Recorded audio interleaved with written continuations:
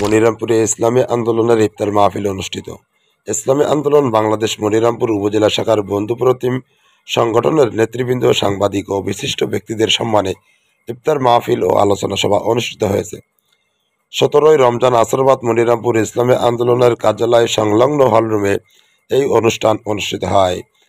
আলহাজ ইবাদুল ইসলাম মনুর সভাপতিত্বে অনুষ্ঠানে প্রধান অতিথি হিসেবে উপস্থিত থেকে বক্তব্য রাখেন ইসলামী আন্দোলন বাংলাদেশের খুলনা বিভাগীয় সাংগঠনিক সম্পাদক মাওলানা সোহাইব হোসেন।